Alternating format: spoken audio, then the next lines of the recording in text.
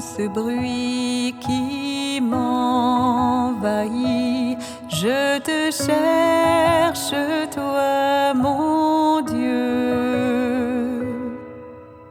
Je te prie et me confie. Je me tourne vers les cieux. Hier matin, hier après-midi, samedi, on a vécu une très belle expérience dans l'église ici. C'était le samedi dédié à l'Esprit Saint. Dans le parcours Alpha, il y a un temps comme ça pour se disposer, comme dans un cénacle, à recevoir la Pentecôte, à recevoir l'Esprit Saint. Et le Seigneur était présent.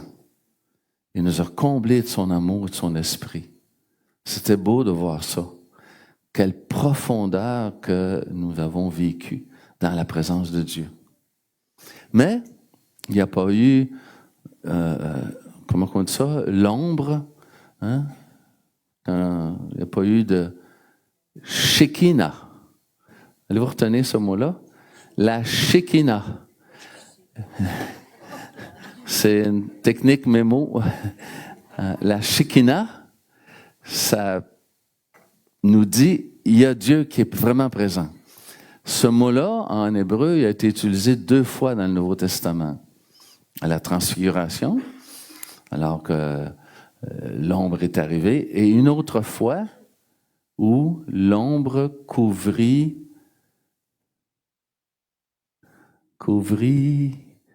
la Vierge Marie à l'Annonciation. 2 fois où la Shekinah de Dieu était vraiment présente. Alors, dans votre vie, est-ce que ça vous est arrivé, un jour ou l'autre, d'avoir une expérience un peu plus mystique de la présence de Dieu? Juste à main levée, est-ce qu'il y en a qui ont déjà eu une expérience un peu mystique? 1, 2, 3, 4, 5, 6, 7, ça c'est beau. 8, 9, toi aussi? C'est bon ça. La toute petite. La Shekinah, hein? Dieu qui se fait présent d'une façon incroyable.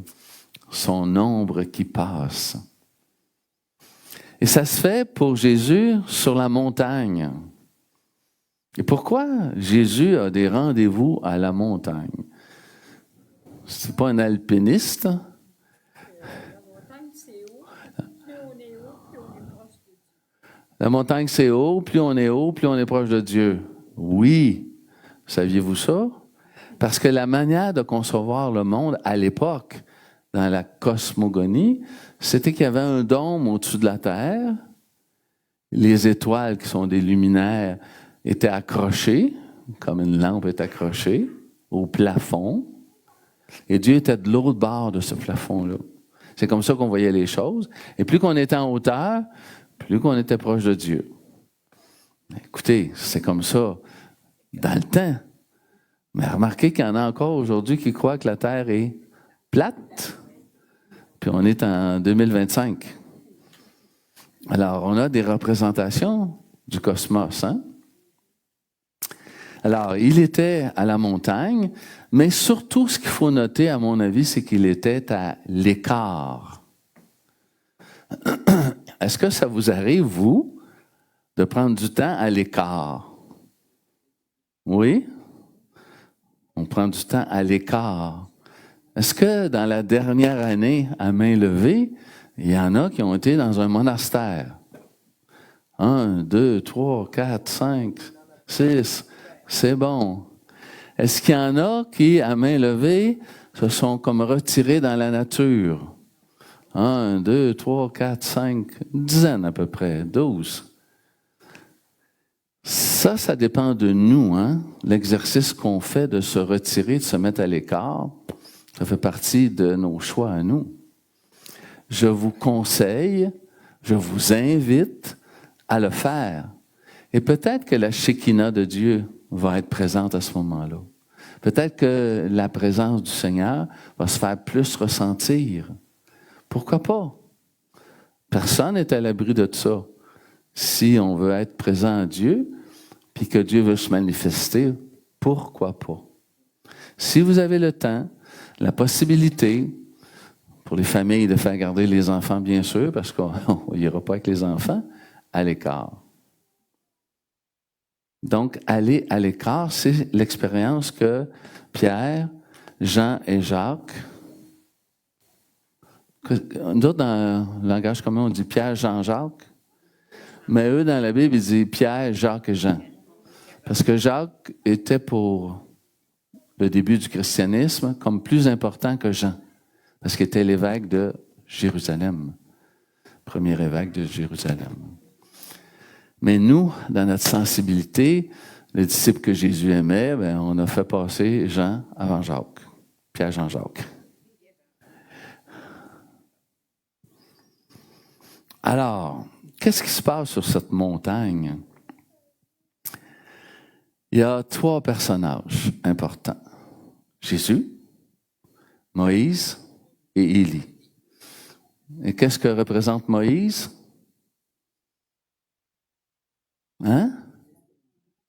La loi de Dieu, parce que c'est très important chez les Juifs de suivre la loi.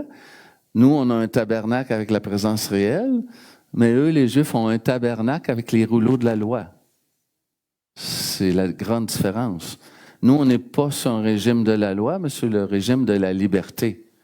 Mais, il faut se rappeler que Moïse a aussi été libérateur des Juifs qui étaient esclaves en Égypte. Donc, il n'est pas juste la loi, mais il représente aussi la libération. Puis pas juste pour après la mort, pour maintenant. Et quand on a la foi, ben on peut être libéré et on peut vouloir la libération des gens ici et maintenant, pas juste pour après la mort. Ah, et l'autre, c'est Élie. Élie, ça représente quoi, selon vous? Allez. Élie représenterait le peuple? Pas tout à fait. Alors, c'est tout le courant des prophètes, Élie, qui rappelle aux grands de ce monde, hey, wow, traite pas les gens comme si c'était rien. Aie de la considération. On aimerait donc que nos premiers ministres et puis nos présidents aient de la considération. Un peu de respect, s'il vous plaît.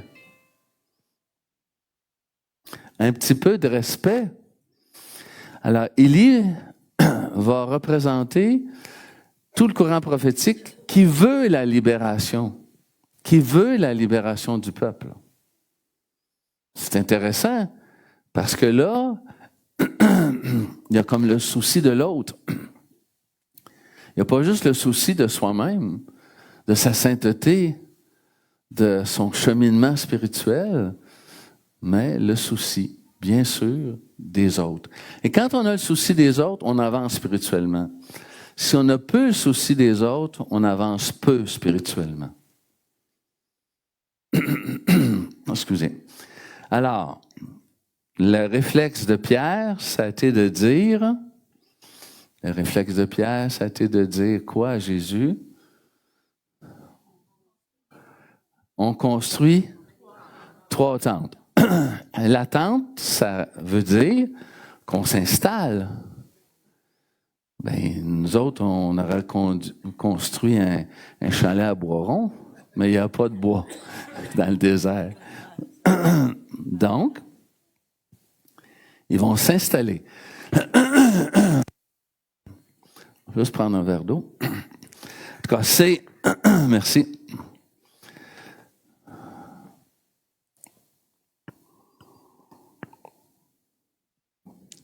Bien gentil. Pierre, il est bien. C'est vrai qu'on est bien quand on est avec un amour qui est fort. Hein? Notre conjoint, notre conjointe, nos enfants, on est bien ensemble. Mais Pierre était appelé à autre chose. Jacques et Jean aussi. Alors, on va être bien ensemble, mais pour un temps. qu'est-ce que Pierre a fait? Après avoir voulu rendre gloire à Dieu, je veux te louer, je veux te rendre gloire à Dieu, je veux te rendre gloire, Seigneur, je veux être avec toi. Qu'est-ce qu'il a fait?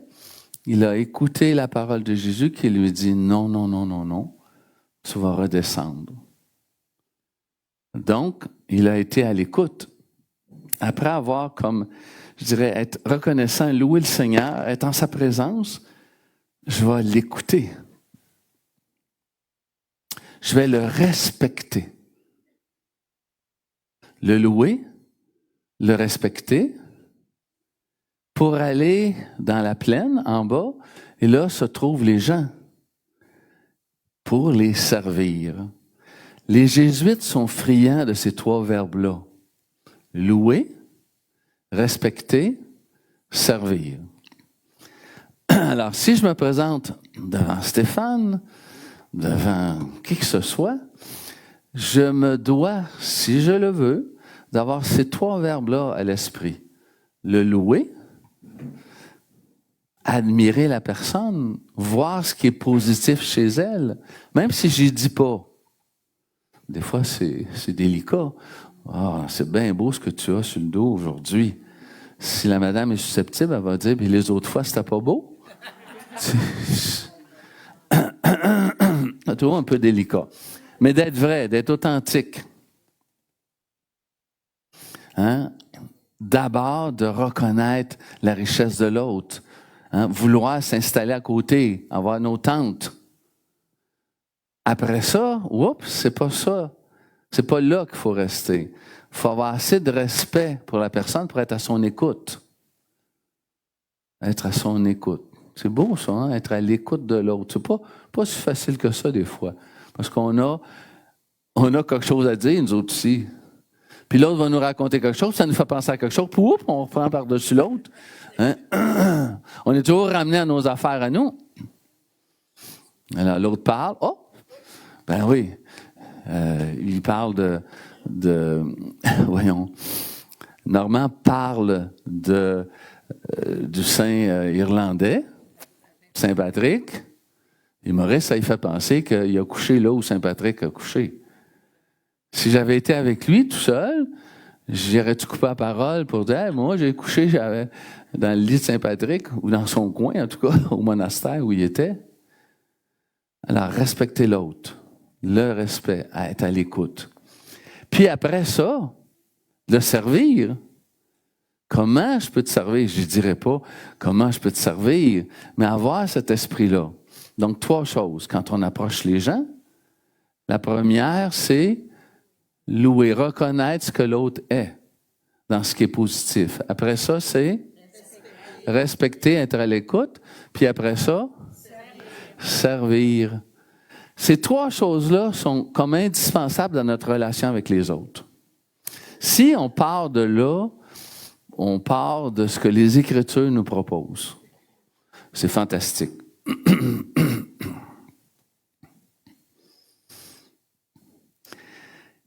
Et si nous faisons ça, moi je pense que ça nous invite à quelque chose de très, très grand.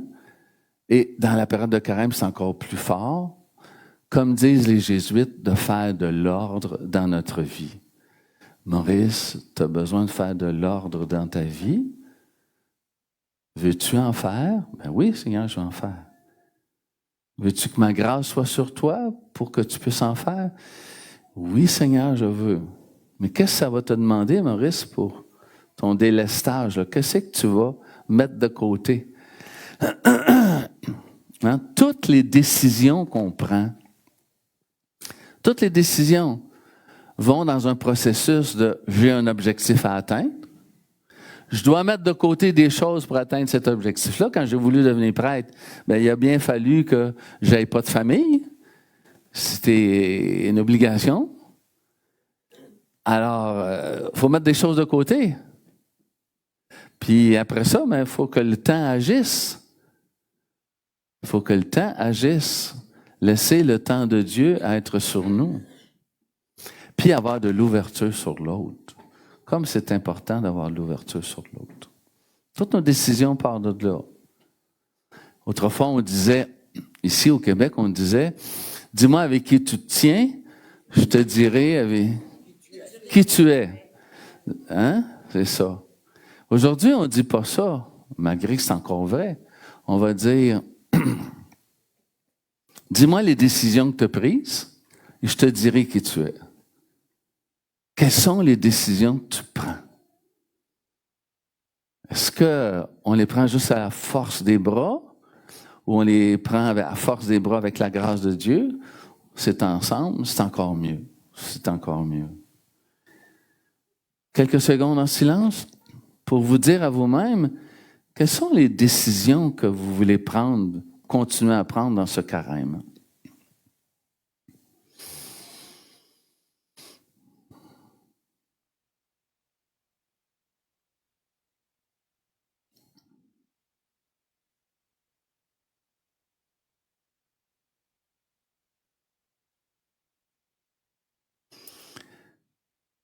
Et je rajoute avec vous, donne-nous ta grâce et ton esprit pour que nous arrivions à mettre de l'ordre dans notre vie et être un meilleur témoin encore.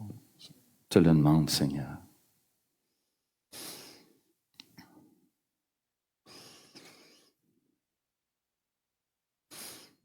Quand on est capable d'aller à l'écart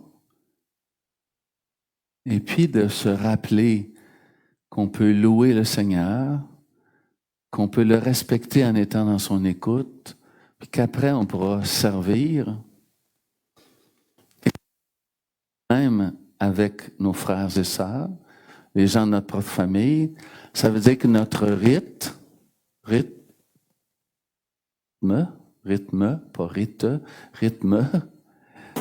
soit plus lent. Soit plus lent. Comment décririez-vous notre société?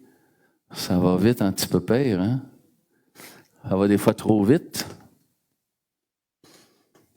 Dans nos conversations, le micro, il lâche des fois, hein?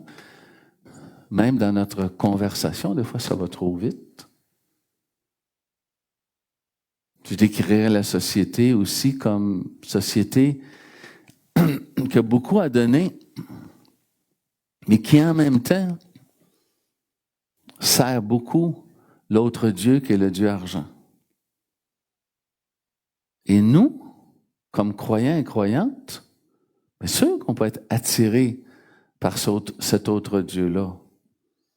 Mais le Seigneur nous rappelle toujours qu'il est un Dieu incomparable par rapport à l'argent. Donc, se recentrer, refocuser notre affaire.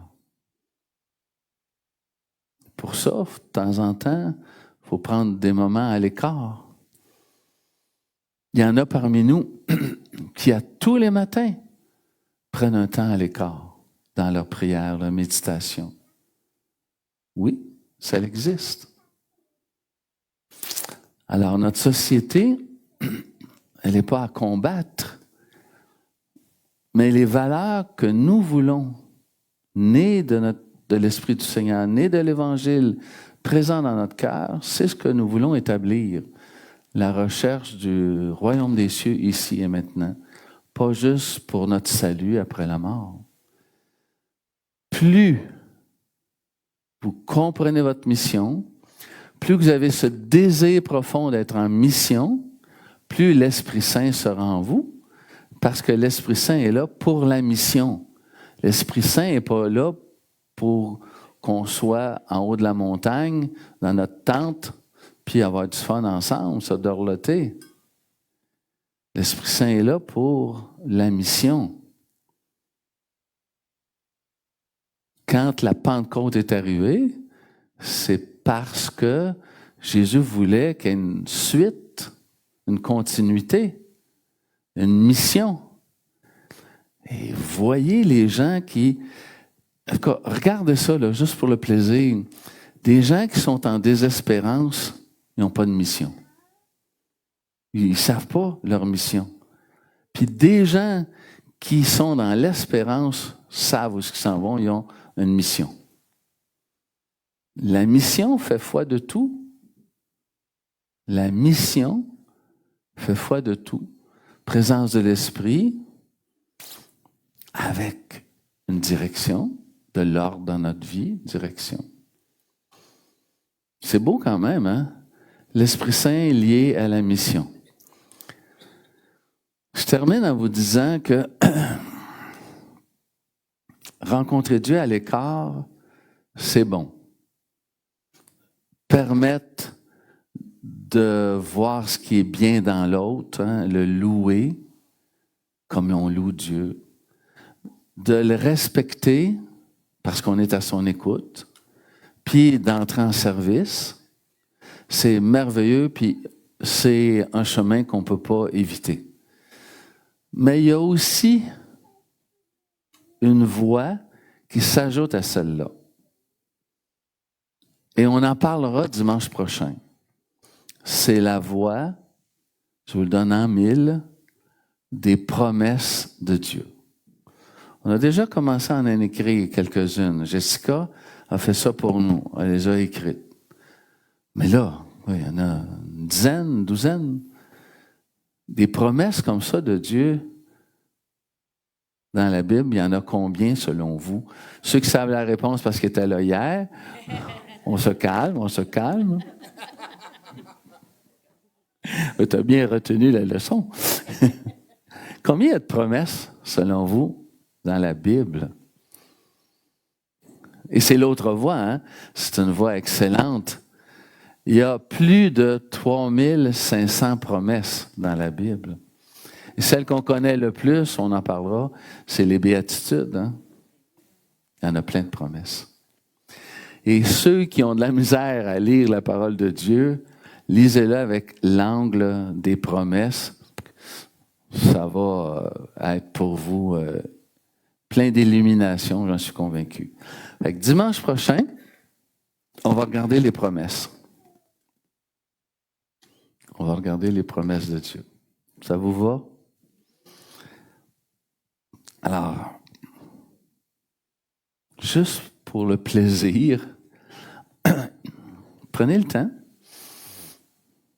de faire monter en vous une promesse qui vous parle. Une promesse. Prenez ce temps-là. Chaque jour, je veux entendre ta voix et que ma vie soit pour toi, tout comme un parfum d'amour. Chaque jour, je veux marcher dans tes voies, chaque instant, à chaque pas, et vivre de ton amour. Mais chaque jour, je veux entendre ta voix et que ma vie soit pour toi, tout comme un parfum d'amour que je répands chaque jour. Je veux marcher dans tes voies, chaque instant, à chaque pas, vivre de ton amour. Que chaque